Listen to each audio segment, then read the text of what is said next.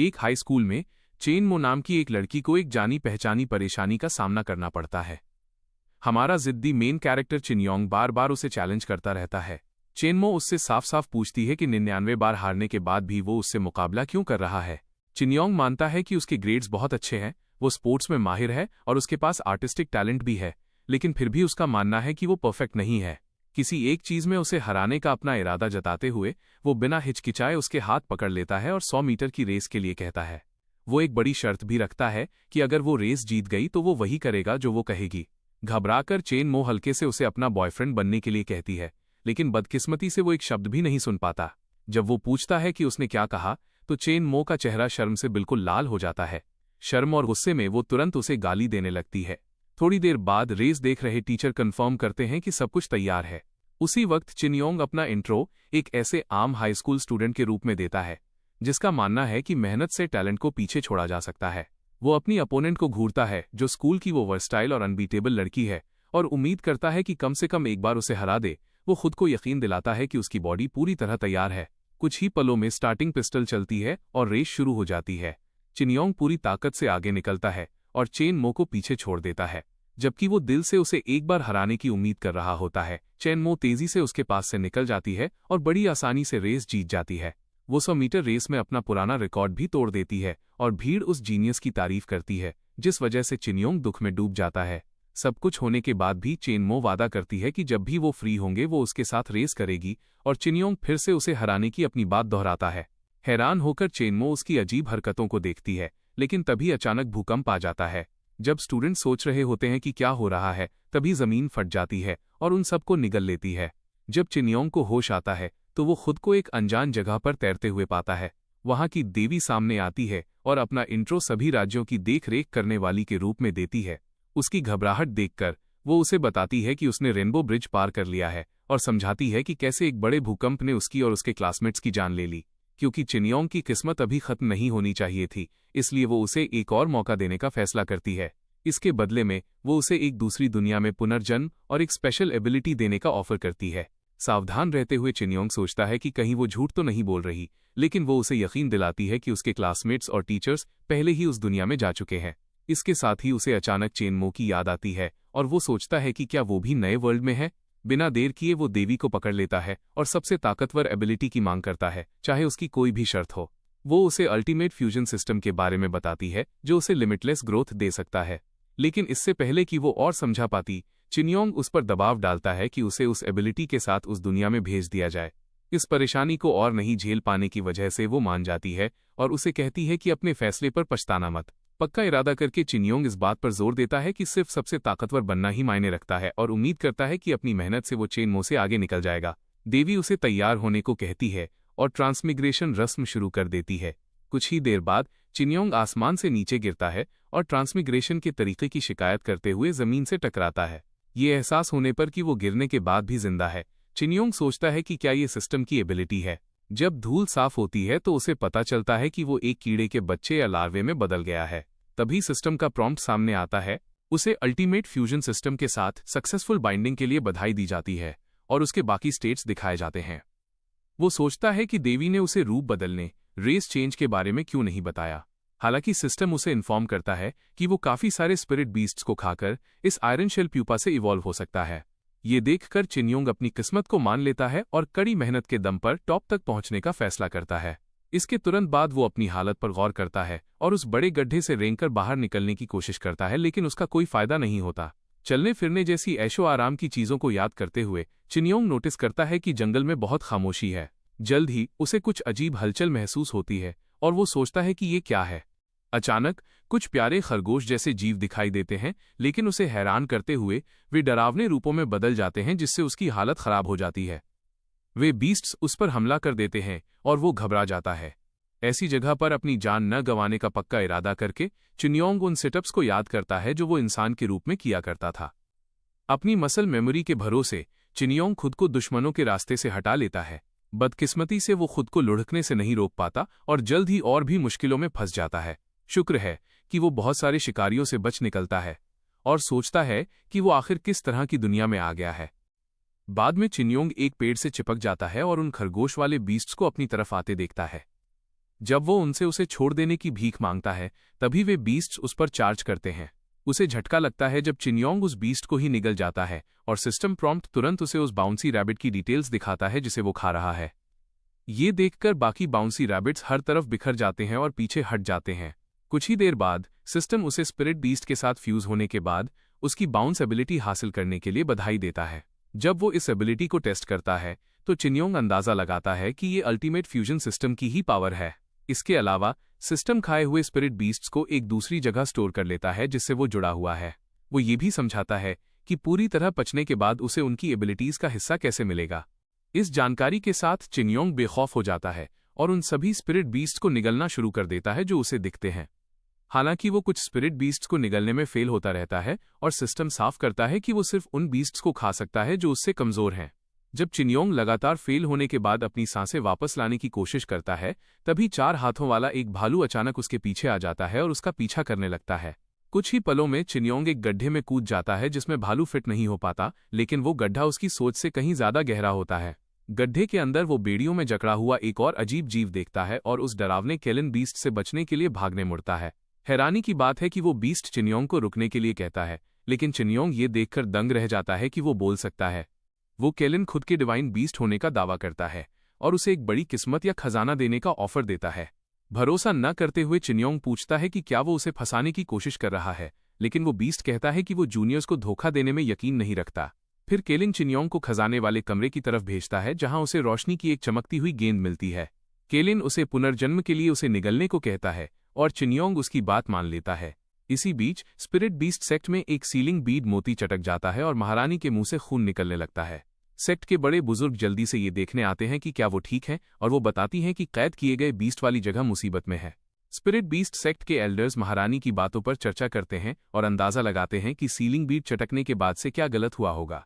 काफी बहसबाजी करने के बाद डिवाइन बीस्ट के भागने के तरीके और उससे होने वाली बड़ी मुसीबत के बारे में बात करते हुए महारानी ऐलान करती हैं कि इससे कोई फर्क नहीं पड़ता और वो केलिन बीस्ट को दूसरी बार पकड़ने का फैसला करती हैं। वो एल्डर्स को हुक्म देती हैं कि उनके पीछे बीस्ट को कैद करने वाली जगह यानी कन्फाइनमेंट ऑल्टर तक चलें। इसी बीच एक चालाक लड़की एक सुरक्षित जगह से महारानी की हरकतों को देख रही होती है और दावा करती है कि वो वापस नहीं आ पाएंगी। दूसरी तरफ जैसे ही महारानी और उनके एल्डर्स ऑल्टर की तरफ तेजी से बढ़ते हैं, अचानक महारानी पर निशाना साधते हुए एक खंजर आता है, लेकिन एक एल्डर वक्त रहते उसे रोक लेता है और हमला करने वाले की पहचान पूछता है। बदकिस्मती से उस एल्डर के लिए कहीं से एक सफेद बाघ आता है और उसे सीधा परलोक भेज देता है। ये देखकर महारानी और एल्डर्स दंग रह जाते हैं। एक राक्षसी वहां आती है और स्पिरिट बीस्ट सेक्ट की सोकॉल्ड ताकत का मजाक उड़ाती है। गुस्से में आकर एक और एल्डर महारानी से कहता है कि वो आगे बढ़ें, जबकि वो खुद दुश्मन को संभालेगा। इससे पहले कि वे भाग पाते, सफेद बाघ उन पर फिर से हमला करता है, लेकिन वे सब बच निकलते हैं। दुश्मन को हल्का न समझते हुए एल्डर उस दहाड़ते हुए बाघ का मुकाबला करने के लिए एक स्काई डिवोरिंग सिल्वर वुल्फ को समन करता है। इस मौके का फायदा उठाकर महारानी और 2 एल्डर्स जल्दी से वहां से निकल जाते हैं और उस एल्डर को पीछे छोड़ देते हैं जो दुश्मन को रोककर खड़ा था। बाद में वे कैद करने वाली जगह पर पहुंचते हैं और देखते हैं कि केलिन की पावर अभी भी गुफा के अंदर है। उसके बाद 2 एल्डर्स इस बात की तैयारी शुरू कर देते हैं कि महारानी कैसे केलिन के साथ कॉन्ट्रैक्ट साइन करेंगी। इसी बीच केलिन लगातार चिनयोंग को उकसाता रहता है कि वो उस रोशनी की गेंद को निगल ले, लेकिन अचानक चिनयोंग को महसूस होता है कि कुछ तो गड़बड़ है। अंदर ही अंदर चिनयोंग सोचता है कि केलिन की असली चाल क्या है और अंदाजा लगाता है कि वो चाहता है कि चिनयोंग उस सील को निगल ले जिसने केलिन को बांध रखा है। इसके बाद चिनयोंग खजाने वाले कमरे से बाहर निकलता है और सिस्टम से पूछता है कि क्या वो कैद किए गए स्पिरिट बीस्ट्स को निगल सकता है। सिस्टम हाँ कहता है और चिनयोंग केलिन को ही निगलने का फैसला करता है। इसके बाद चिनयोंग उस पर झपटता है, लेकिन केलिन को यकीन नहीं होता कि वो ऐसा कर पाएगा। केलिन को हैरान करते हुए चिनयोंग अपना डेवोरिंग सिस्टम एक्टिवेट करता है और उसे पूरा निगल जाता है। चिनयोंग इस हाथ आए शानदार मौके के लिए अपनी किस्मत को शुक्रिया कहता है, लेकिन सिस्टम बताता है कि वो केलिन को पचाने में असमर्थ है। गहराई से सोचने के बाद वो कुछ ऐसी फिजिकल एक्सरसाइज करने का फैसला करता है जिससे खाना पच जाए, लेकिन सिस्टम समझाता है कि इसका कोई फायदा नहीं होने वाला। अचानक चिनयोंग हवा में तैरने लगता है और उसे लगता है कि ये सिस्टम से मिला कोई और इनाम है। बदकिस्मती से महारानी अपनी टेलीकाइनेटिक पावर का इस्तेमाल करके चिनयोंग को उस कॉन्ट्रैक्ट रस्म में खींच लेती हैं जो वो कर रही थी। एक्साइटेड एल्डर्स महारानी की तारीफ करते हैं कि उन्होंने कामयाबी के साथ केलिन के साथ कॉन्ट्रैक्ट कर लिया है। वहां से भाग न पाने की वजह से सिस्टम उसे हर कदम की जानकारी देता रहता है। 5 सेकंड के काउंटडाउन के बाद चिन्योंग महारानी का खास स्पिरिट बीस्ट बन जाता है, लेकिन उसकी छोटी सी शक्ल देखकर वो हैरान रह जाती हैं। उसी वक्त चिन्योंग झटके से जागता है और पूछता है कि क्या चल रहा है। सिस्टम उसे उसके नए कॉन्ट्रैक्ट के बारे में बताता है और ये भी कि अब वो महारानी का एक्सक्लूसिव स्पिरिट बीस्ट है। ये एहसास होने पर कि वे केलन को पकड़ने में फेल हो गए हैं, सेक्ट के एल्डर्स पागल हो जाते हैं जबकि महारानी हैरानी में जम जाती हैं। इसके अलावा सिस्टम बताता है कि इस कॉन्ट्रैक्ट को अब खत्म नहीं किया जा सकता। जैसे ही चिन्योंग इस मुसीबत से निकलने का रास्ता ढूंढने की कोशिश करता है, वो महारानी का चेहरा देखता है और नोटिस करता है कि वो बिल्कुल मो जैसी दिखती हैं। हालांकि महारानी इस खराब नतीजे से बहुत गुस्से में है और उनके बर्ताव से चिन्योंग को समझ आता है कि वो मो नहीं है। तभी सिस्टम चिन्योंग को बताता है कि स्पिरिचुअल एनर्जी का कनेक्शन कामयाब हो गया है और महारानी के मुंह से तुरंत खून निकलने लगता है। तीसरा एल्डर उसे रोकते हुए समझाता है कि महारानी अब किसी काम की नहीं रही, क्योंकि उन्होंने एक कचरे के साथ कॉन्ट्रैक्ट कर लिया है। आपस में प्लानिंग करने के बाद वे किसी और मालिक की तलाश करने और महारानी को उनके हाल पर छोड़ने का फैसला करते हैं। वे सेक्ट की तरफ से महारानी को दिए गए सारे कीमती खजाने समेट लेते हैं और राक्षसों के आने से पहले वहां से रफू चक्कर हो जाते हैं। महारानी उन्हें जाते हुए देखती रहती हैं। धोखा खाने के बाद कमजोरी की हालत में वो उन्हें मन ही मन कोसती हैं और उनके मुंह से और खून निकलने लगता है। ये देखते हुए कि महारानी के बहुत सारे दुश्मन हैं, चिन्योंग वहां से खिसकने का फैसला करता है, लेकिन सिस्टम तुरंत उसे इस कॉन्ट्रैक्ट के फायदों के बारे में बताता है। शायद स्पिरिट मास्टर्स अपने बीस्ट को बिना किसी रोक टोक के कभी भी बुला सकते हैं, और अगर उनके मास्टर्स की मौत हो गई तो स्पिरिट बीस्ट की जिंदगी भी खत्म हो जाती है। इन बातों को समझकर चिन्योंग सोचता है कि उसे खुद को आजाद करने के लिए क्या करना होगा। इससे पहले कि वो और कुछ सोच पाता, वही सफेद बाघ उन एल्डर्स को बेरहमी से खत्म करने के बाद वहां आ धमकता है। यह देखकर चिन्योंग सफेद बाघ की ताकत को मान जाता है। जल्द ही वो राक्षसी भी गुफा में पहुंच जाती है। जख्मी महारानी के पास आकर वो बताती है कि कैसे उनका सेक्ट सालों से दूसरों को परेशान कर रहा है। फिर वो अपना प्लान बताती है कि महारानी और बाकी सबको रास्ते से हटाने के बाद वो अलायंस की लीडर बन जाएगी। अचानक चिन्योंग उस राक्षसी को चेतावनी देता है कि वो उस पर पैर न रखे, और वो उसे हैरानी से उठा लेती है क्योंकि वो बोल सकता है। वो चिन्योंग पर कॉन्ट्रैक्ट का निशान देखती है और महारानी का मजाक उड़ाती है क्योंकि उन्होंने केलन को पकड़ने का वादा किया था, और वो समझ जाती है कि इसी वजह से एल्डर्स उन्हें छोड़कर भाग गए। अपनी चोट के बावजूद महारानी उसका मुकाबला करने का फैसला करती है। उन्हें यकीन है कि इसके लिए उन्हें किसी स्पिरिट बीस्ट की जरूरत नहीं है। हालांकि वो राक्षसी बड़ी आसानी से उन्हें कुचल देती है। यह याद करते हुए कि अगर महारानी खत्म हो गई तो उसका भी खेल खत्म है, चिन्योंग उन्हें बचाने के लिए बीच में कूद पड़ता है, लेकिन इसका कोई फायदा नहीं होता। कुछ ही पलों में उस राक्षसी को महारानी की कोई पावर महसूस नहीं होती और वो मान लेती है कि वो मर चुकी हैं। इसके बाद वो सफेद बाघ को उनकी बॉडी खाने का हुक्म देती है ताकि उसकी ताकत बढ़ सके। चिन्योंग अपनी बेबसी पर खुद को कोस रहा होता है, तभी उसे एक अजीब सी रोशनी दिखती है और वो सोचता है कि ये क्या है। उसे मो जैसा दिखने वाला एक सोल फॉर्म नजर आता है और उसे तुरंत उस देवी की बातें याद आती हैं। चूंकि उसके टीचर्स और क्लासमेट्स भी इसी दुनिया में आए थे, चिन्योंग को लगता है कि ये मो की ही आत्मा है। वो आत्मा महारानी के शरीर में समा जाती है और वो अंदाजा लगाता है कि पुनर्जन्म पूरा हो गया है। इससे पहले कि चिन्योंग सफेद बाघ को रोक पाता, वो महारानी को खाने के लिए झपटता है, लेकिन अचानक वो पूरी ताकत से उसका मुंह बंद कर देती हैं और उसे दूर फेंक देती हैं। वो बीस्ट जमीन पर जा गिरता है, जिससे वो राक्षसी सन्न रह जाती है। वो जानी पहचानी ताकत और जबरदस्त जोश चिन्योंग को यकीन दिला देते हैं कि महारानी अब मो बन चुकी है। इस सिचुएशन को न समझ पाने की वजह से राक्षसी हैरान रह जाती है कि कैसे मो ने बिना किसी हथियार के उसके स्पिरिट बीस्ट को पीछे धकेल दिया। बिना देर किए चिन्योंग उसे मो कहकर पुकारता है और उसे बताने के लिए दौड़ता है कि वो कौन है। चूंकि चिन्योंग अब एक बोलने वाला कीड़ा है, मो को लगता है कि ये सब एक सपना है, लेकिन वो राक्षसी उनकी बातचीत के बीच में आ जाती है। वो अपने हंटर कोड़े से हमला करती है, लेकिन मो चिन्योंग की बॉडी को ढाल बनाकर उसे रोक लेती है। जब वो राक्षसी सोच रही होती है कि महारानी अचानक इतनी ताकतवर कैसे हो गईं, मो चिन्योंग से पूछती है कि उस राक्षसी ने अचानक उन पर हमला क्यों किया। ढाल की तरह इस्तेमाल होने के दर्द में तड़पते हुए चिन्योंग कहता है कि उसे पूरी कहानी नहीं पता। हालांकि वो अंदाजा लगाता है कि वो राक्षसी मो से बदला लेना चाहती है, क्योंकि मो एक सेक्ट की बहुत बड़ी हस्ती है। चिन्योंग वहां से पीछे हटने का सुझाव देता है, लेकिन मो, जिसे अभी भी लगता है कि ये सब एक सपना है, हार न मानने का फैसला करती है, चाहे वो सपना ही क्यों न हो। इसके तुरंत बाद सफेद बाघ वापस उठ खड़ा होता है और वो राक्षसी अपनी एक्सक्लूसिव कॉन्ट्रैक्ट स्किल का इस्तेमाल करती है। सफेद बाघ बिजली की कड़वाहट छोड़ते हुए उनकी तरफ झपटता है।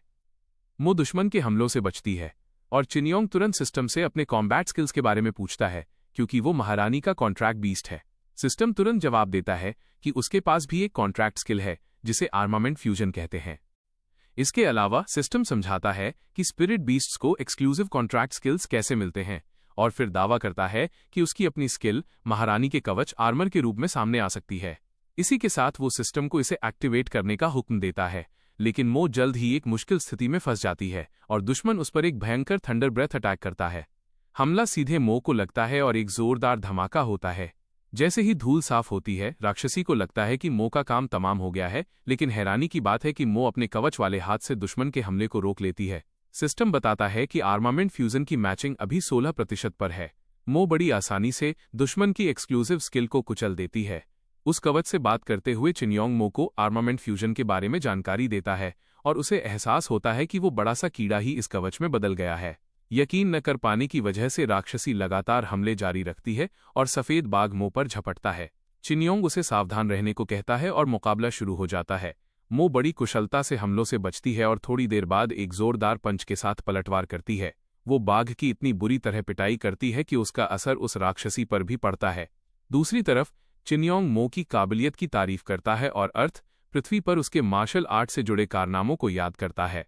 जैसे ही राक्षसी खून की उल्टियां करती है और उलझन में पड़ जाती है कि क्या हो रहा है, मो उसका सामना करती है। एक मामूली आयरन शेल प्यूपा और मो से अपनी हार को स्वीकार न कर पाने की वजह से राक्षसी दावा करती है कि वे बस खुशनसीब थे।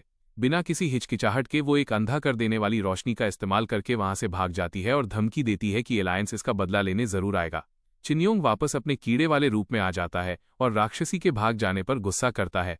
तभी मो पूछती है कि क्या वो वाकई चिनयोंग है। चिनयोंग उसे अपनी पहचान का यकीन दिलाने की कोशिश करता है और उस भगवान के बारे में बताता है जिसने उसे इस दुनिया में भेजा है। तभी मो को याद आता है कि उसने भी भगवान से चिनयोंग के पास भेजने की गुजारिश की थी। इसके बाद चिनयोंग ऐलान करता है कि जब तक वो काफी सारे बीस्ट्स को निगल लेगा, वो जल्द ही उससे आगे निकल जाएगा। पुरानी यादों के ताज़ा होने के बाद मो हंसती है और चिनयोंग को गले लगा लेती है। उसका चेहरा शर्म से लाल हो जाता है और वो आज़ाद होने की मांग करता है। अचानक मो खून की उल्टी करती है और गिर जाती है। चिंता में डूबा हुआ चिनयोंग इसका कारण ढूंढता है और अंदाजा लगाता है कि ये पहले किए गए कॉन्ट्रैक्ट का साइड इफेक्ट है। तभी अचानक सिस्टम चिनयोंग को बताता है कि वो सफेद बाघ को निगलकर नई एबिलिटीज हासिल कर सकता है।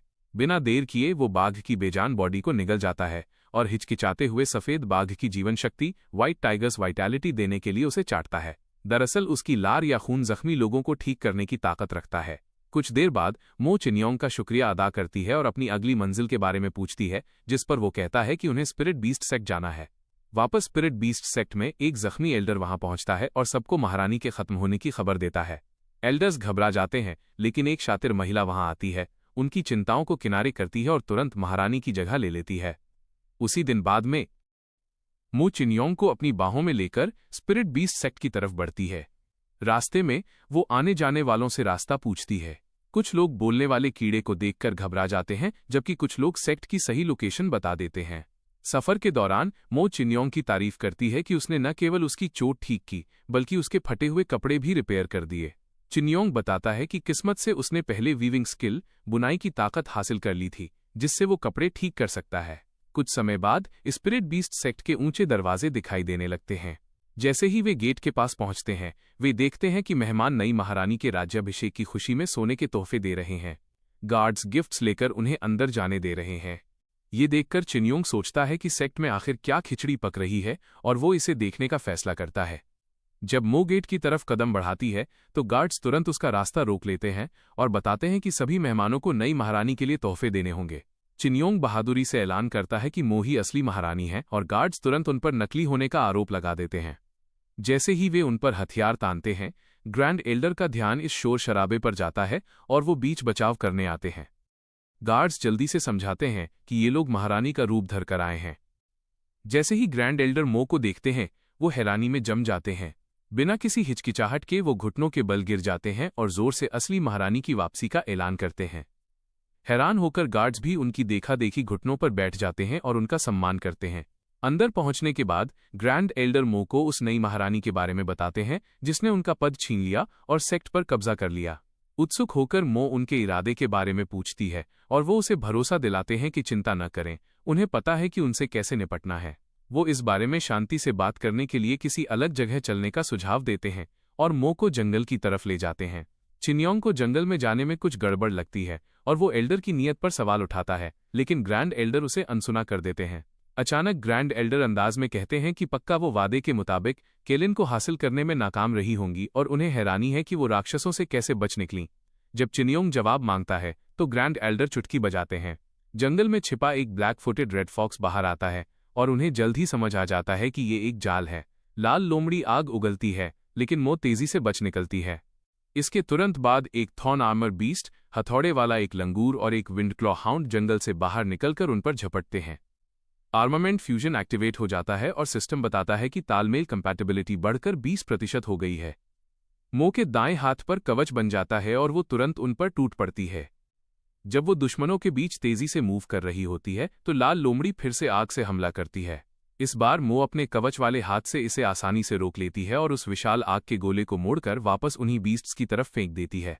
दंग होकर ग्रैंड एल्डर मानते हैं कि पूर्व महारानी एक मामूली आयरन शेल प्यूपा के साथ भी इतनी ताकत का इस्तेमाल कर सकती हैं।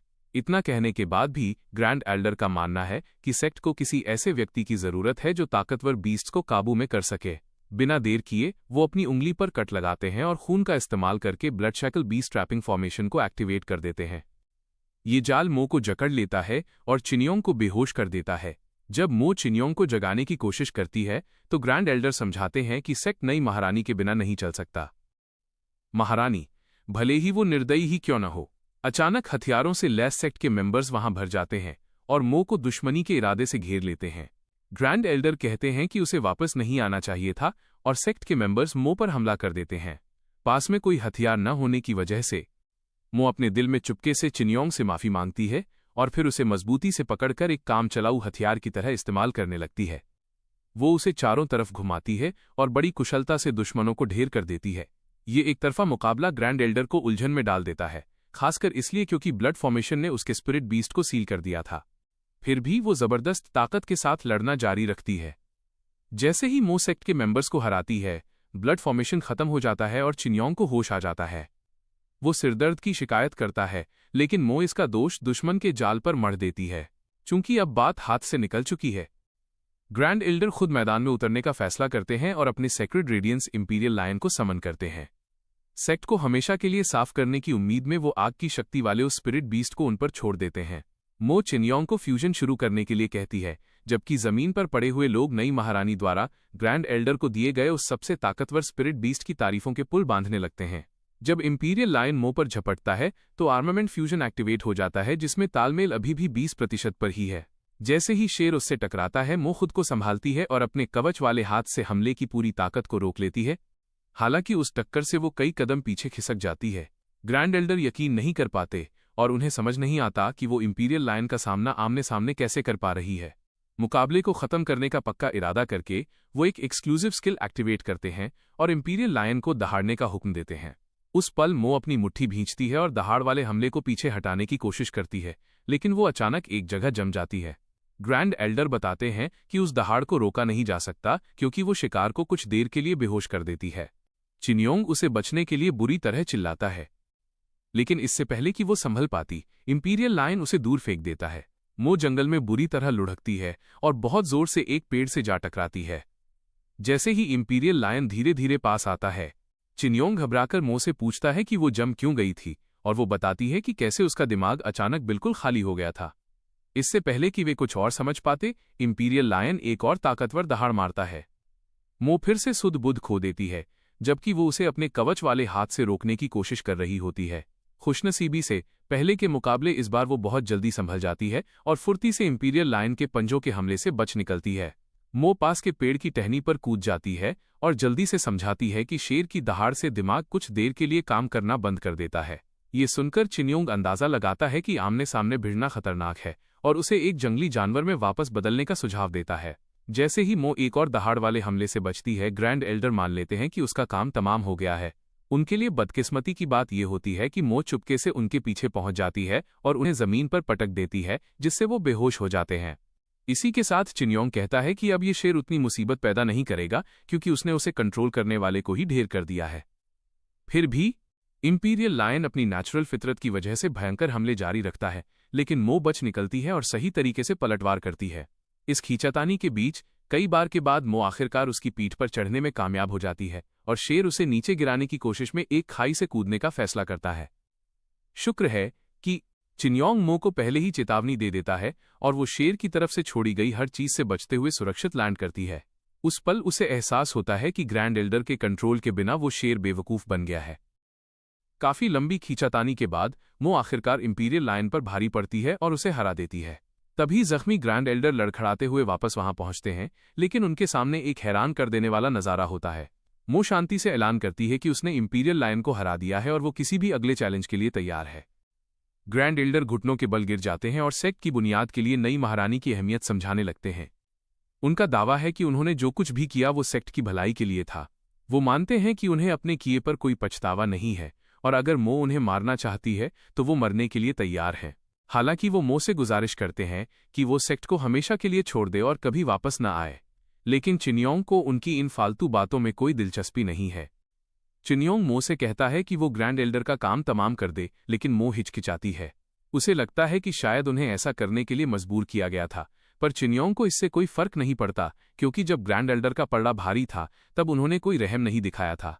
चूंकि मो उन्हें मारना नहीं चाहती, इसलिए चिन्योंग वापस अपने कीड़े वाले रूप में आ जाता है और खुद ही ये काम करने का फैसला करता है। इसी बीच महारानी के महल में स्पिरिट बीस्ट सेक्ट की नई महारानी चुअर गर्व से सिंहासन पर बैठी है और सेक्ट के मेंबर्स झुककर उसे गद्दी संभालने की बधाई दे रहे हैं। चुअर उन सालों को याद करती है जो उसने इस मौके के इंतजार में बिताए थे।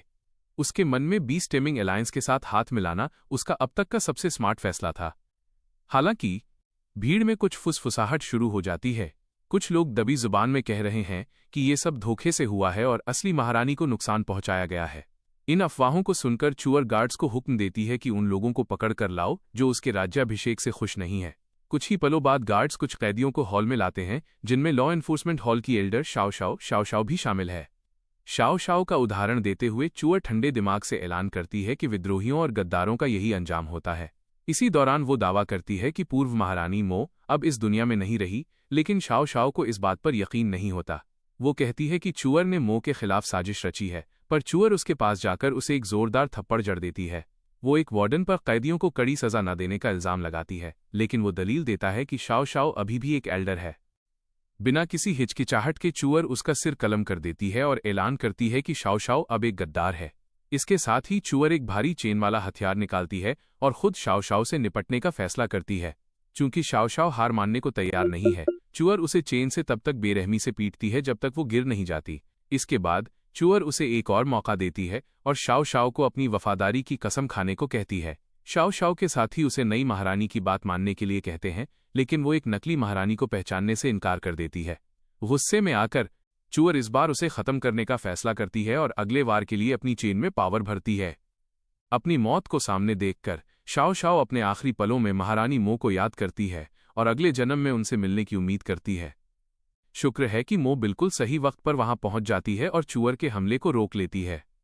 उस झटके को झेलने के बाद चिन्योंग मो को चुअर की ताकत के बारे में सावधान करता है, क्योंकि हमले के असर को सोखते वक्त उसे थोड़ा दर्द महसूस हुआ था। उस पल मो शाओ को देखती है, जिसे शायद उसके वापस आने की उम्मीद थी। खुश होकर वो मो के पैर पकड़ लेती है और तुरंत इस सारी स्थिति के लिए चुअर की साजिशों को जिम्मेदार ठहराती है। चिन्योंग उसके बारे में पूछता है और मो शाओ के साथ अपने पुराने रिश्तों को याद करती है। वो इस नतीजे पर पहुंचती है कि शाओ एक नंबर की चापलूस है और चिन्योंग भी उसकी बात से सहमत होता है। तभी चिन्योंग वापस अपने कीड़े वाले रूप में आ जाता है और मो के लोगों को नुकसान पहुंचाने के लिए बहादुरी से चुअर का सामना करता है। चिढ़कर चुअर ठंडे दिमाग से पूछती है कि मो अभी तक जिंदा कैसे है, जबकि ग्रैंड एल्डर ने तो उसकी मौत कंफर्म कर दी थी। चिन्योंग ग्रैंड एल्डर को घसीटकर अंदर लाता है और पूछता है कि क्या ये वही भरोसेमंद सोर्स है जिसकी वो बात कर रही थी। ग्रैंड एल्डर चुअर से माफी मांगते हैं, लेकिन उसकी नजरों में वो अपनी वैल्यू खो चुके हैं और अब सिर्फ एक कचरा बनकर रह गए हैं। इससे पहले कि तनाव और बढ़े, शाओ एक्साइटमेंट में आगे बढ़ती है और मो के कपड़े पकड़ लेती है और ग्रैंड एल्डर को आसानी से हराने के लिए उसकी तारीफ करने लगती है। भीड़ के बीच छिपे हुए जासूस पूरी स्थिति को देख रहे होते हैं।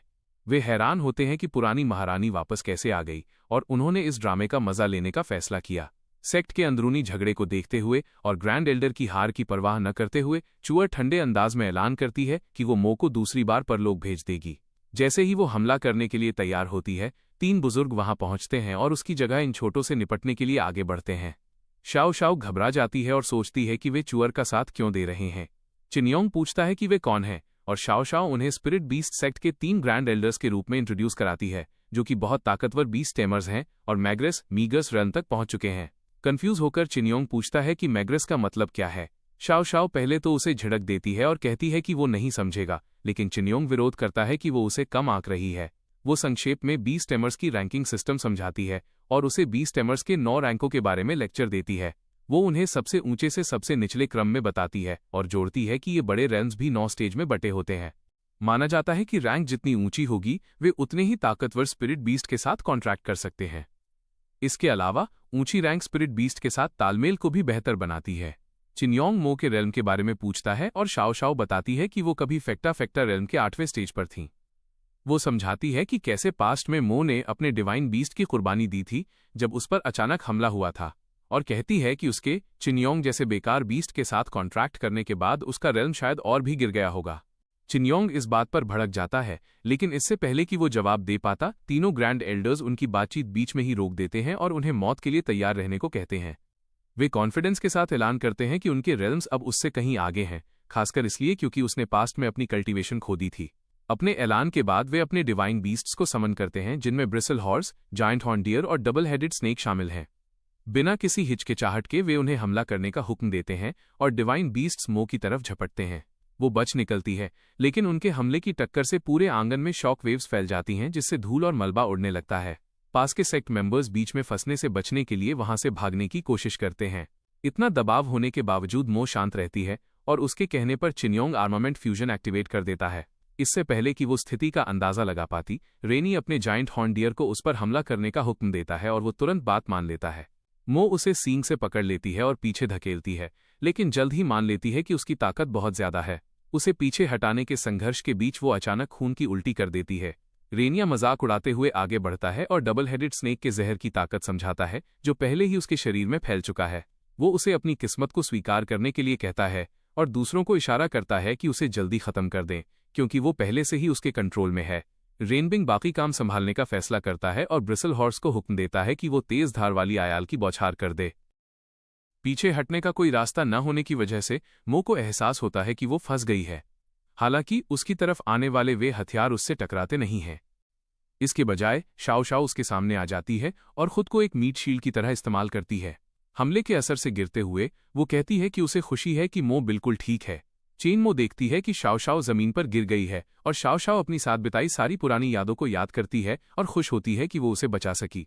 चेन मो पागलों की तरह शाओ शाओ के लिए चिल्लाती है, लेकिन एल्डर शाओ शाओ को एक मामूली मोहरा कहते हैं, जिसने एक और कचरे को बचाने के लिए अपनी जान बर्बाद कर दी। ये सुनकर चेन मो को बहुत गुस्सा आता है और उसके शरीर से एक लाल रंग की आभा ऑरा निकलने लगती है। वो कसम खाती है कि वो उन्हें कभी माफ नहीं करेगी। फिर भी वे लोग उसे नीचा दिखाते हैं और कहते हैं कि वो उन सबके सामने टिक नहीं पाएगी और वे जायंट हॉर्न डियर को उसे कुचलने का हुक्म देते हैं। लेकिन उस हिरण के लिए हैरानी की बात ये होती है कि वो उसे उसके सींगों से ऐसे उठा लेती है जैसे कोई प्रो रेसलर सुप्लेक्स मारने की तैयारी कर रहा हो। जहर के असर के बावजूद उसकी ऐसी जबरदस्त ताकत देखकर वे दंग रह जाते हैं और दोमुहे सांप को उसे जिंदा निगलने का ऑर्डर देते हैं। जैसे ही सांप चेन मो की तरफ झपटता है, उसे उनके आने का अंदाजा हो जाता है और वो उस हिरण को ही जोर से उस जीव पर दे मारती है, जिससे एक बहुत बड़ा धमाका होता है और वे बुजुर्ग दूर जा गिरते हैं। मलबे और धूल के साफ होने पर वे जल्दी से अपने बीस्ट्स को चेक करने दौड़ते हैं और ये देखकर सदमे में आ जाते हैं कि उसने सिर्फ अपनी ताकत के दम पर बीस्ट्स को मार डाला है। उन्हें ये बात बिल्कुल नामुमकिन लगती है। एल्डर्स में से आखिरी, जो ब्रिसल हॉर्स को कंट्रोल करता है, अभी भी खुद को बहुत 30 मार खा समझता है, इसलिए वो उसे तुच्छ समझता है और चेन मो और शाओ शाओ को एक साथ यमलोक भेजने की कसम खाता है। इसी के साथ वो घोड़े को अपनी पूरी ताकत इस्तेमाल करने का हुक्म देता है। वो जीव अपनी आयाल माने से हजारों ब्लेड्स की बौछार कर देता है। जब चिनयोंग देखता है कि क्या होने वाला है, तो वो चिल्लाता है और चेन मो को बताता है कि वो इस हमले को नहीं रोक सकता। इसलिए वो जल्दी से शाओ शाओ को पकड़ती है और रास्ते से हट जाती है। जब वो ब्लेड से बचने के लिए इधर उधर भाग रही होती है, चिनयोंग सिस्टम से ऐसी स्किल्स मांगता है जो इस हमले को रोक सकें। सिस्टम उसे बताता है कि एम्परर लायन का पचने का प्रोसेस 75% पर है और 80% पहुंचते ही उसे एक नई स्किल मिल जाएगी। वो सोचता है कि इसमें और कितना वक्त लगेगा। चेनमो तब तक बहुत अच्छा काम करती है और सिस्टम चिनयोंग को यकीन दिलाता है कि स्किल जल्द ही तैयार हो जाएगी। उस दौरान एल्डर उनकी कोशिशों की तारीफ करता है, पर फिर इसे बेकार बताते हुए घोड़े को अपनी पावर बढ़ाने का हुक्म देता है। वो बीस्ट पहले से भी ज्यादा खतरनाक तरीके से वार करता है और चेनमो दीवार पर कूदकर उन नुकीली चीजों से बचने के लिए तेजी से दौड़ती है। तभी सिस्टम चिनयोंग को बताता है कि उसे sacred emperor lion roar feast मिल गई है। वो चेनमो से जल्दी से इस स्किल का इस्तेमाल करने को कहता है। ये देखते हुए कि वे नुकीले ब्लेड्स उसका पीछा कर रहे हैं, वो अपनी मुट्ठी भींचती है और घोड़े पर लायन फिस्ट रोर छोड़ देती है, जिससे वो एक ही वार में ढेर हो जाता है। अपने गौरवशाली बीस्ट को चेनमो के सिर्फ एक मुक्के से हारते देख एल्डर सन रह जाता है। बाकी लोगों को एहसास होता है कि उसके पास फर्स्ट एल्डर के स्पिरिट बीस्ट की पावर है और वे सोचते हैं कि ये कैसे हुआ, लेकिन कैद किया गया एल्डर उन्हें बताता है कि ये सब चिनयोंग यानी उस आयरन प्यूपा का किया धरा है। एल्डर्स से पूरी तरह नफरत और निराशा जताते हुए चुअर उन्हें कचरा कहती है क्योंकि वे चेनमो को नहीं हरा पाए, जिसे उन्होंने बर्बाद कल्टीवेशन वाली महारानी कहा था। डर के मारे वे उससे भीख मांगते हैं और चेनमो को मारने का वादा करते हुए एक और मौका मांगते हैं, लेकिन नई महारानी अपनी बातों और चेन से उन्हें खामोश कर देती है। फिर वो कहती है कि कचरे के साथ कचरे जैसा ही बर्ताव होना चाहिए और सबको एक साथ साफ कर देना चाहिए। एल्डर्स के सिर फर्श पर पड़े देख चुअर उन्हें वक्त की बर्बादी कहती है और चिनयोंग चेनमो को सावधान रहने को कहता है। चिनयोंग चेनमो को चुअर से सावधान रहने के लिए कहता है क्योंकि उसकी तरफ से आने वाली मारने की नीयत एल्डर्स से भी कहीं ज्यादा खतरनाक है। ये एहसास होने पर कि उसे चेनमो और चिनयोंग को खुद ही संभालना होगा, चुअर एक जायंट रॉक ऐप विशाल चट्टानी लंगूर को समन करती है। वो जीव इतना विशाल है कि उसके सामने वाले उसे ऐसे ऊपर गर्दन उठाकर देख रहे हैं जैसे वो कोई बहुमंजिला इमारत हो। जब कबीले के लोग उसे देखते हैं तो वे दंग रह जाते हैं और कहते हैं कि उन्होंने ऐसा पहली बार देखा है। लेकिन कुछ लोग जिन्हें उस बीस्ट की जानकारी है वे बताते हैं कि ये सीक्रेट रेल्म की गहराइयों से आया है और वे हैरान हैं कि वो खुले में क्या कर रहा है। जिन्हें पूरी जानकारी है वे बताते हैं कि कैसे जायंट रॉकैप जैसे बीस्ट के बारे में ये अफवाह है कि वे मैरिक रेल्म की शुरुआती स्टेज के बेमिसाल मास्टर्स को भी हरा चुके हैं। उसे अपनी तरफ पाकर वे लोग हैरान रह जाते हैं और कहते हैं कि जायंट रॉक ऐप जैसे इतने ताकतवर बीस्ट की मदद से उनका सेक्ट नई ऊंचाइयों तक पहुंच जाएगा। चुअर फिर चेनमो से कहती है कि वो उसे एक मौका देगी कि वो उसके सामने कुत्ते की तरह घुटनों पर बैठ जाए और उसके जूते चाटे, और जब वो अपनी नाकामी मान लेगी तभी चुअर उसे जिंदा छोड़ने के बारे में सोचेगी। हैरानी की बात नहीं है कि चिनयोंग चुअर से कहता है कि ऐसी सपनों वाली बातें तब करना जब तुम वाकई सो रही हो, और चेनमो भी उससे सहमत होती है। जैसे ही वो लड़ने के लिए चुअर की तरफ झपटती है, चुअर रॉक ऐप को उन दोनों को कुचल देने का हुक्म देती है। तुरंत ही वो लंगूर उनकी तरफ एक मुक्का मारता है, लेकिन चेनमो उसकी मुट्ठी पर कूद जाती है और चिनयोंग के कहने पर वो अपनी लायन रोर फिस्ट को चार्ज करती है, इस उम्मीद में कि वो उस लंगूर को एक ही वार में ढेर कर देगी। फिर वो हवा में उछलती है और उस पर हमला करती है, लेकिन उससे उस पर कोई खास असर नहीं होता। बदले में रॉक ऐप उसे जोर से जमीन पर पटक देता है। वहां चिनयोंग चिंता में चेनमो से पूछता है कि क्या वो ठीक है और लड़ाई जारी रख सकती है, और वो उसे भरोसा दिलाती है। इस बार उन्हें आराम करने का जरा भी मौका न देते हुए जायंट रॉक ऐप एक और मुक्का मारता है, लेकिन चेनमो बच निकलती है और दौड़ लगा देती है। चिनयोंग तब उसे सलाह देता है कि उससे सीधे मत भिड़ो, बल्कि कोई ऐसा तरीका ढूंढो जिससे उसके कॉन्ट्रैक्टर चुअर से मिलने वाली स्पिरिचुअल एनर्जी की सप्लाई कट जाए। इस तरह वो लंगूर अपनी असली ताकत का इस्तेमाल नहीं कर पाएगा। तो बिल्कुल ग्रैंड एल्डर वाले केस की तरह चिनयोंग उसे सीधे चुअर पर हमला करने की सलाह देता है, और इसी के साथ चेनमो अपनी लायन रोर फिस्ट स्किल को चार्ज करते हुए सीधे उसकी तरफ दौड़ती है। दूसरी तरफ चुअर, जो समझ जाती है कि उनका गोल क्या है, एक और बीस्ट को बुलाती है जिसका नाम रॉक ड्वेलिंग क्रैब चट्टानी केकड़ा है, और वो मॉन्स्टर तुरंत चुअर को बचाने के लिए बाहर आ जाता है। चुअर फिर उन्हें बताती है कि इस केकड़े का डिफेंस सीक्रेट रेल्म की गहराइयों में सबसे मजबूत है, कोई भी इसके कवच पर एक खरोंच तक नहीं लगा सकता। चेनमो नोटिस करती है कि रॉक ड्वेलिंग क्रैब का डिफेंस तो जायंट रॉक ऐप से भी ज्यादा है। चुअर फिर केकड़े को पिंसर फ्रेंजी इस्तेमाल करने का हुक्म देती है, तो चेनमो हमलों से बचने की कोशिश करती है, लेकिन आखिरकार पकड़ी जाती है। वो लंगूर भी मौका देखकर उसे जमीन पर दे मारता है, जिससे चेनमो बेहोश हो जाती है। चिनयोंग उसे जगाने की कोशिश करता है, लेकिन वो पूरी तरह होश खो चुकी है, और उसी पल चुअर लंगूर को उन्हें कुचलने का हुक्म देती है। वो जीव अपने दोनों हाथ एक साथ जोड़ता है, और चिनयोंग सिर्फ उसे कोस सकता है क्योंकि वो देखता है कि वो अपने हाथ उन पर नीचे ला रहा है। अचानक चिनयोंग खुद को एक अलग स्पेस में पाता है, और सिस्टम से उसे पता चलता है कि बाहर की दुनिया रुक फ्रीज हो गई है, और उसे वहां इसलिए लाया गया क्योंकि उसकी जान खतरे में थी। इस वजह से सिस्टम उसे दो चॉइस देता है, या तो वो केलिन की सारी पावर अस्थायी रूप से चेनमो को ट्रांसफर कर दे और वो खुद एक फुल बॉडी आर्मर, पूरे शरीर के कवच में बदल जाए, जिससे वो अपनी आज़ादी खो देगा, या फिर वो समय से पहले ही कॉम्बैट मोड को एक्टिवेट कर ले, जिसमें केलिन की 50% एबिलिटी मिलेगी और चिनयोंग अपनी आज़ादी बरकरार रख पाएगा। ये याद करते हुए कि चेनमो बेहोश है, चिनयोंग, जो कभी उस पर निर्भर नहीं रहना चाहता था और जिसे पीछे छोड़ने की उसने कसम खाई है, दूसरा ऑप्शन चुनता है। सिस्टम उसकी पसंद को स्वीकार करता है और फिर उसे एक बोनस एक्टिविटी देता है जिससे वो क्रिस टायर्ड को निगल सकता है। इसके बाद उसका शरीर इवॉल्व होता है और उसी पल वक्त दोबारा शुरू हो जाता है। जायंट रॉक ऐप का मुक्का उन पर जोर से गिरता है, या कम से कम उसे ऐसा ही लगा था। उसे हैरान करते हुए उसका मुक्का हवा में ही उठा लिया जाता है और चिनयोंग उस पर चिल्लाता है कि ये न सोचे कि वो उन्हें इतनी आसानी से खत्म कर सकता है। चिनयोंग, जो अब आंशिक रूप से एक ड्रैगन में बदल चुका है, चूअर को चौंका देता है, जिसने सोचा था कि लंगूर ने उनका काम तमाम कर दिया होगा। सेक्ट के बाकी मेंबर्स इस बदलाव को देखकर दंग रह जाते हैं और वे सोचते हैं कि ये कैसे मुमकिन है, क्योंकि प्राचीन ड्रैगन तो बहुत पहले ही उनकी दुनिया से गायब हो गए थे। चिनयोंग की ताकत को मानने से इनकार करते हुए चूअर कहती है कि उसने सिर्फ ड्रैगन का रूप लिया है, लेकिन वो अभी भी कचरा ही है। फिर वो लंगूर को जायंट रॉक पंच मारने का हुक्म देती है और लंगूर वैसा ही करता है, लेकिन जैसे ही मुक्का चिनयोंग से टकराने वाला होता है, चिनयोंग उस पर झपटता है और अपनी पूंछ से लंगूर को जोर से मारता है, जिससे वो पीछे गिरकर क्रैश हो जाता है। जायंट रॉक ऐप फिर से उठने की कोशिश करता है, लेकिन चिनयोंग उसे मौका नहीं देता। वो उस पर कूदता है और उसके सिर पर जोर से प्रहार करता है, जिससे वो ढेर हो जाता है। पूरी तरह सदमे में चूअर सोचती है कि ये कैसे मुमकिन है, लेकिन तभी चेनमो उसे देखती है और कहती है कि अब उसकी बारी है। अपनी जान को खतरे में देखकर चूअर रॉक ड्वेलिंग क्रैब को चिनयोंग को रोकने का हुक्म देती है, तो केकड़ा उसकी तरफ झपटता है, लेकिन चिनयोंग, जिसे अपनी काबिलियत पर पूरा भरोसा है, कहता है कि ये केकड़ा बस थोड़ा ज्यादा सख्त है। वो लायन फिस्ट रोर को चार्ज करता है और चूअर से कहता है कि देखो मैं इसे कैसे तोड़ता हूं। एक ही शॉट में वो केकड़े पर वार करता है और वो टुकड़ों में बिखर जाता है। तभी चूअर को एहसास होता है कि चिनयोंग कितना खतरनाक है, क्योंकि उसने उसके सबसे मजबूत डिफेंस को चकनाचूर कर दिया है। चिनयोंग फिर हिसाब बराबर करने के लिए उसकी तरफ बढ़ता है, लेकिन वो अपना आखिरी पत्ता चलती है और उसे कहती है कि उसे न मारे, वरना उसे बीस्ट टेमिंग अलायंस के लोग निशाना बनाएंगे और वे उसे कहीं भी छिपने नहीं देंगे। उत्सुक होकर चिनयोंग उससे पूछता है कि वो क्या बकवास कर रही है और ये बीस्ट टेमिंग अलायंस कौन है, लेकिन जैसे ही वो इस बारे में ज्यादा बताने की कोशिश करती है, एक आवाज उसे चुप रहने का हुक्म देती है और कहती है कि उसने बहुत ज्यादा बोल दिया है। एक अदृश्य हाथ उसके दिल की तरफ बढ़ता है और चूअर उससे भीख मांगती है कि उसने उनके बारे में कुछ भी रिवील नहीं किया है। उसी पल वो आवाज उसे मरने का हुक्म देती है और वो हाथ उसके दिल को कुचल देता है। तुरंत चूअर खून की उल्टी करती है और मरी हुई जमीन पर गिर पड़ती है।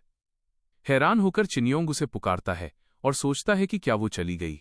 इससे सेक्ट के मेंबर्स डर जाते हैं, न सिर्फ उसकी मौत की वजह से, बल्कि उस बीस्ट टेमिंग अलायंस की वजह से जिसका जिक्र चूअर ने किया था, क्योंकि वे जानते हैं कि यह एक ऐसा ऑर्गेनाइजेशन है जो बीस्ट की आज़ादी के नाम पर चीजें तबाह करता फिरता है।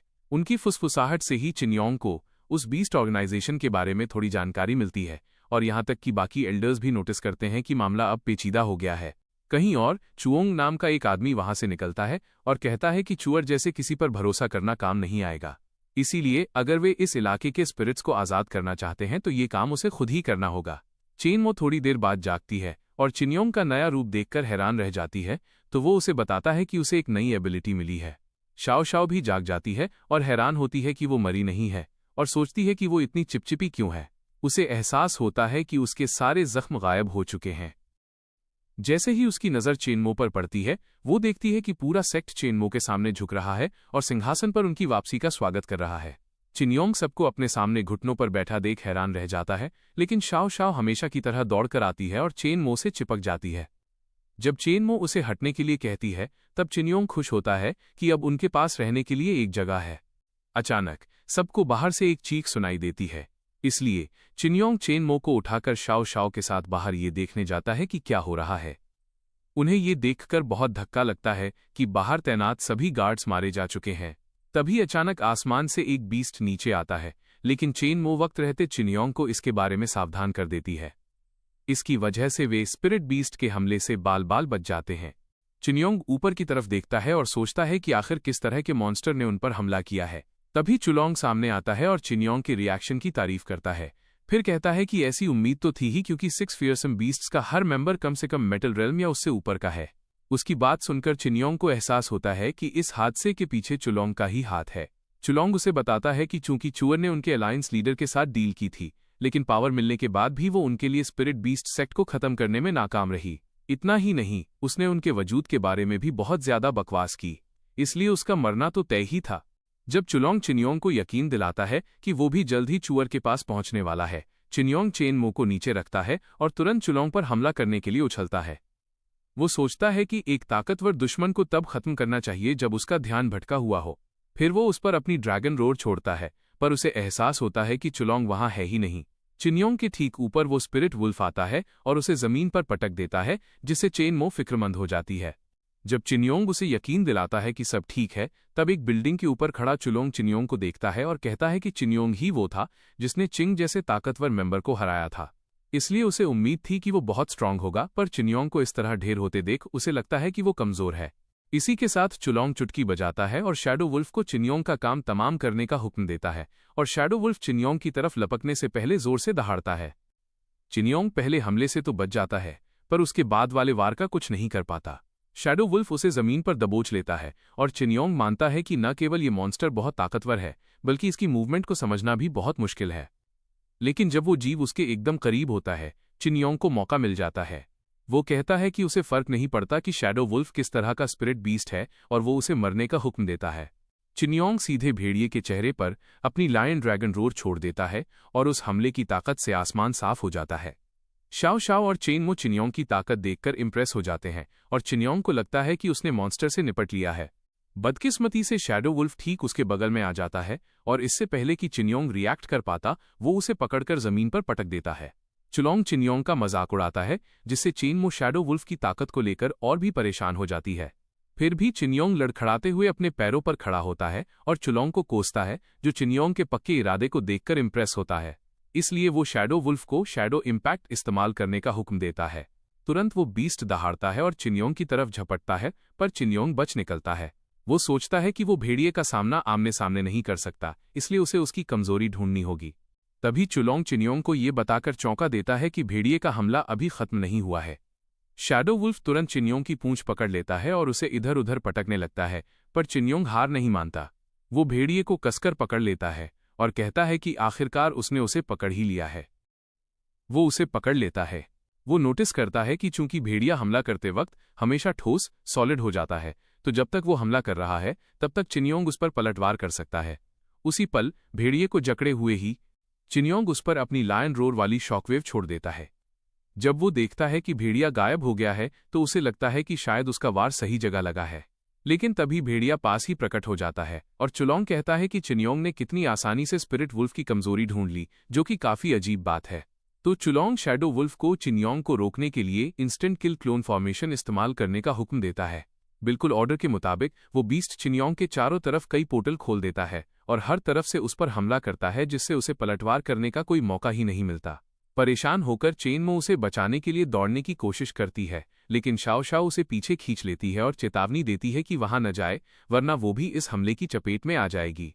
वो इसे जानबूझकर मौत के मुंह में जाना कहती है और भागने का सुझाव देती है, पर चेनमो उसकी बात नहीं मानती। दूसरी तरफ चिनियोंग खुद को इन लगातार हमलों से बचाने की कोशिश करता है, लेकिन तभी सिस्टम उसे चेतावनी देता है कि उसके पास स्पिरिचुअल एनर्जी कम बची है, इसलिए उसका आधा ड्रैगन वाला रूप 1 मिनट में खत्म हो जाएगा। चिनियोंग समझ जाता है कि उसे जितनी जल्दी हो सके इस जाल से बाहर निकलना होगा। ठीक तभी चेनमो उसकी तरफ दौड़ती है, पर शैडो वुल्फ उसे पीछे धकेल देता है।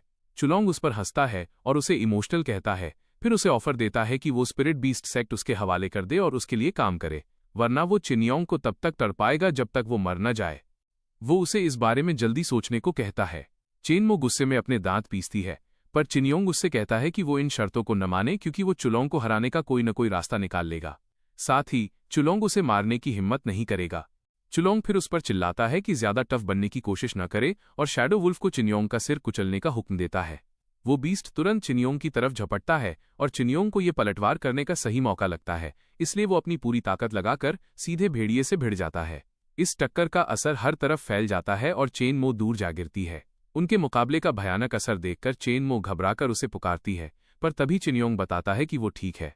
चुलोंग, जो इस बात से खुश नहीं है, चिनियोंग का मजाक उड़ाता है कि वो उस इंस्टेंट किल मूव से बच तो गया, लेकिन वो उसे खरोंच तक नहीं मार सकता।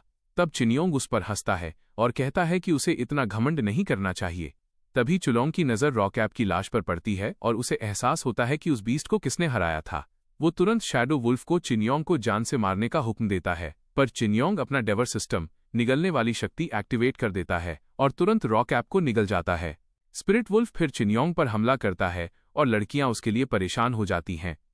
लेकिन जब धूल साफ होती है तो दिखता है कि चिनियोंग ने रॉकैप की स्किन हार्डनिंग तकनीक, खाल को सख्त करने वाली तकनीक का इस्तेमाल किया है। चुलोंग तुरंत शैडो वुल्फ को चिनियोंग का गला काटने का ऑर्डर देता है और जैसे ही वो मॉन्स्टर उस पर हमला करता है उसके खुद के कुछ दांत टूट जाते हैं। चिनियोंग इस मौके का फायदा उठाकर भेड़िए को जोर से पीछे पटक देता है। अब पूरे कॉन्फिडेंस के साथ वो ऐलान करता है कि ये भेड़िया उतना स्ट्रांग नहीं है। इस बात से चुलोंग चिढ़ जाता है और कहता है कि सिर्फ चिनियोंग ही अकेला नहीं है जो निगलकर इवॉल्व विकसित हो सकता है। उसी पल वो शैडो वुल्फ को मून शैडो वेयरवुल्फ में बदलने का हुक्म देता है। उस जीव के चारों तरफ लाल एनर्जी फैल जाती है और वो इतना विशाल हो जाता है कि चुलोंग चिनियोंग को असली डर महसूस करने के लिए कहता है। वो वेयरवुल्फ को मून शैडो रैम इस्तेमाल करने का ऑर्डर देता है और तुरंत वेयरवुल्फ चिनियोंग पर ऐसा वार करता है कि वो चट्टानों से टकराता हुआ दूर जा गिरता है। चिनियोंग को संभलने का मौका दिए बिना ही वेयरवुल्फ उसे आसमान में उछाल देता है और फिर एक बीम तैयार करके चिनियोंग पर छोड़ देता है। शुक्र है कि चिनियोंग उस हमले को देख लेता है, इसलिए वो अपनी ड्रैगन रोर से पलटवार करता है, जिससे वो हमला बीच में ही कट जाता है और एक बहुत बड़ा धमाका होता है। जब तक चिनियोंग जमीन पर उतरता है, वेयरवुल्फ उसके पीछे आता है और उसके पत्थर वाले कवच को काट देता है, जिससे उसका खून बहने लगता है। फिर भी चिनियोंग बिजली से भरे एक किक के साथ जवाबी हमला करता है और भेड़िए को पीछे धकेल देता है। वो भेड़िए को उठते हुए देखता है और नोटिस करता है कि उसका वार सही जगह लगा है और इस बार भेड़िया परछाई शैडो में नहीं बदला। तो चिनियोंग सोचने लगता है कि क्या भेड़िए ने अपनी परछाई वाली ताकत को छोड़कर सिर्फ पावर को चुना है। फिर वो अपनी इस थ्योरी को टेस्ट करने का फैसला करता है कि किसका हमला ज्यादा दमदार है। इसलिए वो वेयरवुल्फ पर पूरी ताकत से एक स्टॉम्प, पैर पटकना मारता है और उस हमले से शॉक वेव्स पैदा होती हैं। वापस सेक्ट के मैदान में चूंकि चुलोंग की स्पिरिट दूर चिनियोंग से लड़ रही है, शाओ शाओ इस मौके का फायदा उठाकर अपने ग्रीन ग्रास स्पिरिट बीस्ट को समन करती है। वो पौधों वाला मॉन्स्टर सामने आता है और शाओ शाओ उसे हुक्म देती है कि वो चुलोंग पर अपनी बेलें वाइन्स फैला दे। अचानक चुलोंग देखता है कि बेलों ने उसे जकड़ लिया है और जब वो देखता है कि इसके पीछे कौन है, शाओ शाओ एक पौधों वाली तलवार लेकर उसकी तरफ दौड़ती है और उसे काट देती है। उसे हैरानी होती है जब वो किसी गेम के कैरेक्टर की तरह दोबारा जिंदा हो जाता है और उसका मजाक उड़ाते हुए कहता है कि वो एक मामूली मिग्रस रेल्म की कमजोर खिलाड़ी होकर उसे चुनौती देने की हिम्मत कैसे कर रही है। वो तुरंत शैडो बरियल एक्टिवेट करता है, पर वो अपने बीस्ट को ग्रीन वाइन वॉल बनाने का ऑर्डर देती है। तुरंत बेलें उग आती हैं और परछाई वाले हमलों को रोक लेती हैं। फिर वो अपने बीस्ट को ग्रीन वाइन स्काइनेट इस्तेमाल करने का हुक्म देती है। जैसे ही वो मॉन्स्टर चुलोंग को बेलों के जाल में फंसाता है, शाओ शाओ चेन मो से कहती है कि वो जल्दी से चिनियोंग के पास जाए, क्योंकि एक बीस्ट स्पिरिट अपने मास्टर से जितनी दूर होती है वो उतनी ही कमजोर पड़ती जाती है। शाओ शाओ फिर चेन मो से गुजारिश करती है कि जब तक वो उसे रोक कर रख रही है तब तक वो चुलोंग के बीस्ट का ख्याल रखे। चेन मो लड़ रहे मॉन्स्टर्स की तरफ दौड़ पड़ती है, पर चुलोंग शाओ शाओ से पूछता है कि क्या उसे लगता है कि वो उसे इतनी आसानी से जाने देगा। वो अपनी तलवार निकालता है और शाओ शाओ पर वार करता है, पर वो उसके हमले को रोक लेती है और कहती है कि जब तक चेनमो उसके बीस्ट का काम तमाम करेगी तब तक वो ये पक्का करेगी कि वो यहीं उसके पास रहे। चुलोंग को अपनी बेइज्जती महसूस होती है कि एक मामूली मिग्रस रेल्म वाली कमजोर लड़की ये सोच रही है कि वो खुद की कुर्बानी देकर उसे रोक लेगी। इसलिए वो उससे कहता है कि वो उसे कम आंक रही है और कसम खाता है कि वो उसे अपने और उसके रेल्म के बीच के उस अंतर का एहसास कराएगा जिसे पार करना नामुमकिन है। इसी बीच दोनों बीस्ट्स एक दूसरे पर बराबर के वार कर रहे होते हैं और एक मौके पर वेयरवुल्फ चिनियोंग को मारने की कोशिश करता है, पर चिनियोंग ड्रैगन की आग वाली शॉकवेव के साथ ठीक उसके पीछे प्रकट होता है और वेयरवुल्फ को पीछे धकेल देता है। लेकिन जैसे ही वेयरवुल्फ उस हमले को झेलता है, चिनियोंग एक तोप के गोले की तरह उस पर झपटता है और अपनी पूंछ से उसे जोर से मारता है। वार सहने के बावजूद वेयरवुल्फ एक दमदार किक के साथ पलटवार करता है जो चिनियोंग को कई मीटर दूर फेंक देती है। जैसे ही चिनियोंग अपनी सांसें वापस पाने के लिए संघर्ष करता है, वो सोचता है कि उसकी ताकत इतनी कम क्यों हो गई है, तो सिस्टम उसे बताता है कि एक कॉन्ट्रैक्टेड स्पिरिट बीस्ट अपने मास्टर से जितना दूर होता है वो उतना ही कमजोर हो जाता है। ये खबर सुनकर चिनियोंग सिस्टम पर चिल्लाता है कि उसने पहले क्यों नहीं बताया, पर सिस्टम जवाब देता है कि चिनियोंग ने पूछा ही नहीं था। जब चिनियोंग अपनी भड़ास निकाल रहा होता है, चेनमो उसे पुकारने की कोशिश करती है और उसे अपने दिमाग में उसकी आवाज सुनाई देती है। वो उसे बताती है कि चुलोंग को शाओ शाओ ने रोक रखा है। शाओ शाओ उसे रोक रही है और वो उसके पास ही आ रही है। जैसे ही वो वहां पहुंचेगी, वे दोनों मिलकर एक झटके में उस वेयरवुल्फ को खत्म कर देंगे। चिनयोंग देखता है कि वो बीस्ट लड़ने के लिए तैयार है, तो वो चेन मो से कहता है कि अभी सामने मत आना। वो हैरान होती है कि क्यों, पर तभी उसे बताती है कि वो पहले ही वहां पहुंच चुकी है। उसी पल वेयरवुल्फ चिनयोंग की नजरों से ओझल हो जाता है और सीधे चेन मो की तरफ झपटता है। वो इतनी जोर से टकराता है कि एक धमाका होता है, पर जब धूल साफ होती है तो वो देखता है कि चिनयोंग ने बीच में आकर उस हमले को सीधे अपने सीने पर झेल लिया है। चिनयोंग वेयरवुल्फ का हाथ पकड़ लेता है और अपनी पूंछ का इस्तेमाल करके उसका बैलेंस बिगाड़ देता है, जिससे वो घाटी में जा गिरता है। चेन मो को बचाने के चक्कर में जो गहरा घाव चिनयोंग को लगा था, उसकी वजह से उसका खून बहने लगता है और वो जमीन पर गिर जाता है। सिस्टम उसे चेतावनी देता है कि बहुत ज्यादा खून बह जाने की वजह से उसकी जान को खतरा है। घबराकर चेन मो इधर उधर भागने लगती है और सोचती है कि उसे बचाने के लिए वो क्या कर सकती है। ठीक तभी सिस्टम उसे बताता है कि उसे उसके अंदर एक बहुत तगड़ी इच्छा महसूस हो रही है, इसलिए वो उसकी एक्सक्लूसिव स्किल को एक्टिवेट कर रहा है।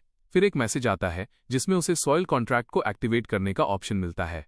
होश खोते हुए चिनयोंग उसे सॉइल कॉन्ट्रैक्ट का जिक्र करते सुनता है और उसे याद आता है कि इस दुनिया में आने पर उसे एक स्पेशल स्किल मिली थी।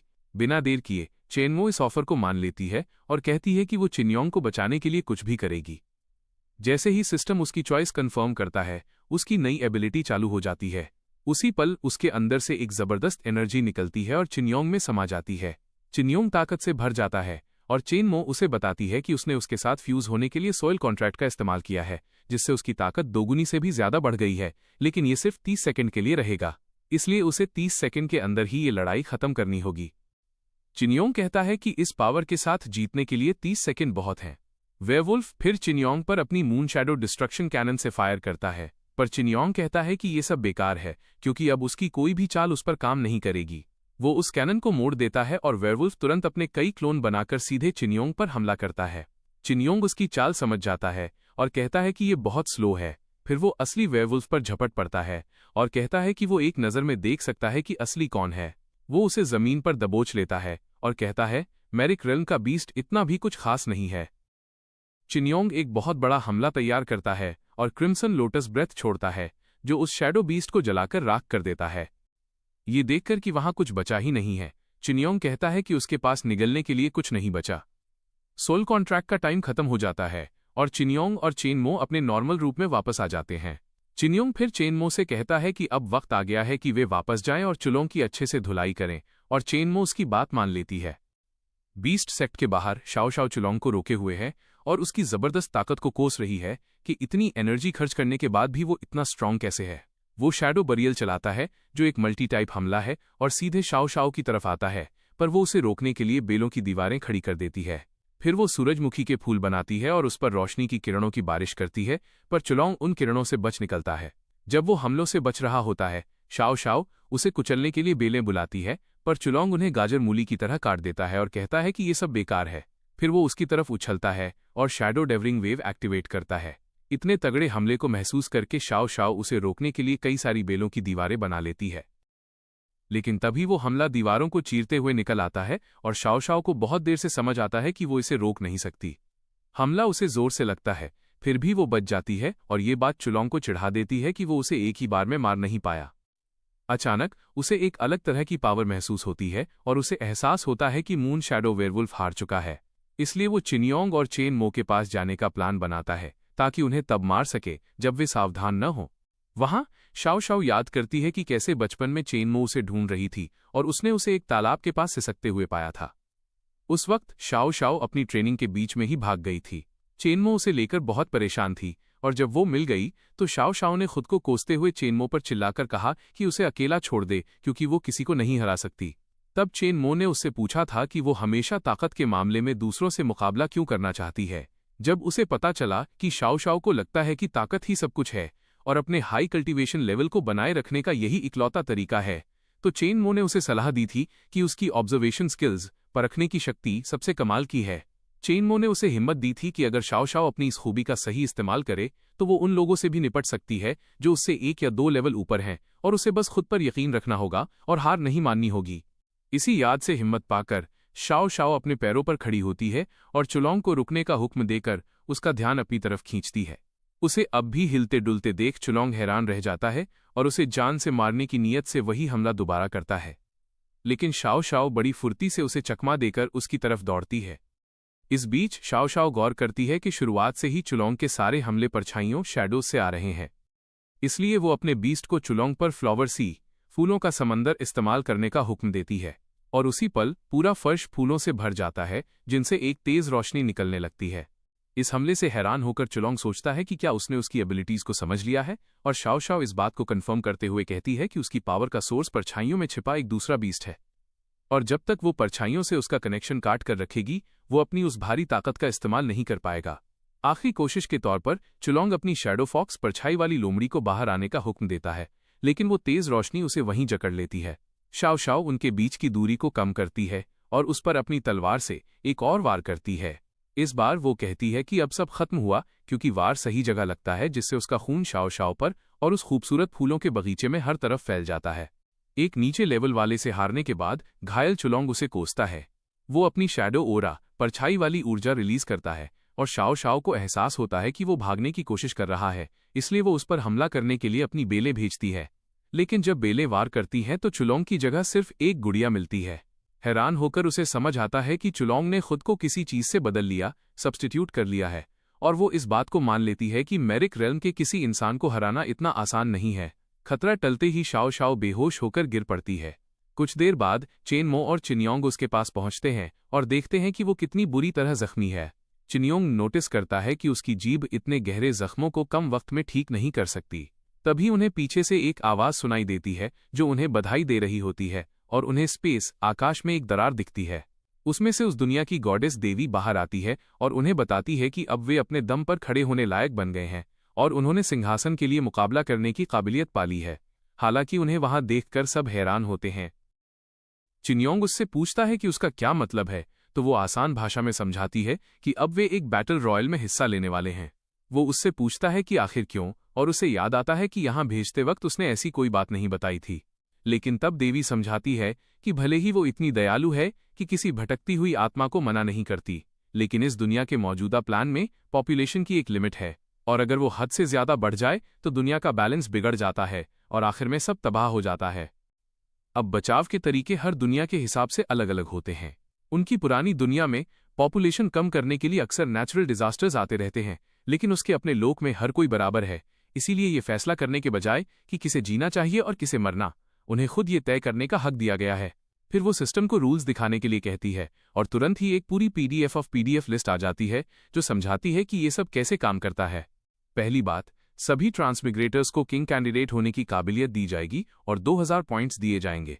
दूसरी बात, किंग कैंडिडेट्स दूसरे किंग या नॉन किंग कैंडिडेट्स के साथ एक टीम बना सकते हैं और जिसे सबसे ज्यादा वोट मिलेंगे वो टीम लीडर बनेगा। जबकि नॉन किंग कैंडिडेट्स वोट नहीं दे सकते, लेकिन वे और किंग कैंडिडेट्स लीडर के ऑर्डर को मानने से मना नहीं कर सकते। लेकिन अगर कोई लीडर लड़ाई में मारा जाता है तो अगला लीडर नए वोट से तय किया जाएगा। उस दौरान हर किंग कैंडिडेट के पास टीम छोड़ने का हक होगा। जो आखिरी किंग कैंडिडेट या टीम बचेगी उसे अपनी असली दुनिया में वापस जाने का मौका मिलेगा और वे अपने जीते हुए सारे पॉइंट साथ ले जा सकेंगे। उन्हें टाइम लिमिट के अंदर अपना टारगेट भी पूरा करना होगा, वरना उन्हें मौत की सजा मिलेगी। उनका टारगेट ये है कि अगले 13 दिनों में उन्हें कम से कम एक किंग कैंडिडेट या टीम को खत्म करना होगा या अपने में मिलाना होगा ताकि वे 2000 पॉइंट्स जीत सकें, वरना उनका खेल खत्म समझो। जैसे ही चिन्योंग और चेनमो इन रूल्स को समझते हैं, देवी उन्हें बताती है कि यहाँ के पॉइंट्स और उनकी पुरानी दुनिया की करेंसी के बीच एक और 100 का एक्सचेंज रेट है। यानी वे जितने ज्यादा पॉइंट्स कमाएंगे, वापस जाते वक्त उतनी ही ज्यादा दौलत साथ ले जा पाएंगे। इसके अलावा उनकी परफॉर्मेंस के हिसाब से उन्हें इनाम भी मिल सकते हैं। शुरुआत के लिए वो उन्हें बताती है कि इस बैटल रॉयल का स्टेज पूरा यूनलिंग कॉन्टिनेंट है जिस पर वे अभी मौजूद हैं, और यहाँ 100 किंग कैंडिडेट्स अपनी किस्मत आजमाएंगे। वो उन्हें सिस्टम का इस्तेमाल करके मैप एक्टिवेट करना सिखाती है ताकि वे न सिर्फ पूरा कॉन्टिनेंट देख सकें बल्कि अपनी और दूसरे किंग कैंडिडेट्स की लोकेशन भी ट्रैक कर सकें। चिन्योंग इतने सारे किंग कैंडिडेट्स को देखकर हैरान रह जाता है, पर फिर पूछता है कि वे सब एक बड़ी टीम बनाकर उन पक्के 2000 पॉइंट्स के साथ वापस क्यों नहीं चले जाते। देवी उसे बताती है कि अगर वो ऐसा सोच रहा है तो वो गलत है, क्योंकि उसे यहाँ इसलिए चुना गया था क्योंकि उसके पास वापस लौटने की एक बहुत जरूरी वजह है, और वो वजह जानने के लिए वो चुटकी बजाती है और उनसे कहती है कि वे खुद इसे महसूस करें। तुरंत ही चिन्योंग अपनी पुरानी दुनिया में पहुंच जाता है। वो अपनी अपार्टमेंट बिल्डिंग को देखकर हैरान रह जाता है। अचानक उसकी माँ उसे देखती है और उसके वापस आने की खुशी में रोने लगती है। वो उसे गले लगा लेती है और कहती है कि अब वो अकेली नहीं रहेगी। हैरान होकर वो अपने पिता के बारे में पूछता है तो माँ उसे हॉस्पिटल ले जाती है। वहां वो बताती है कि जब वो गायब हुआ था तो उसके पिता ने उसे ढूंढने के लिए दिन रात एक कर दिया था और अपनी हड्डियां तक घिसा ली थीं। इसका नतीजा ये हुआ कि उनकी पुरानी बीमारी फिर से उभर आई और हालत इतनी बिगड़ गई कि वे बेहोश हो गए। वो समझाती है कि उसके पिता वेंटिलेटर के सहारे जिंदा हैं और उनके इलाज में बहुत पैसा लगेगा।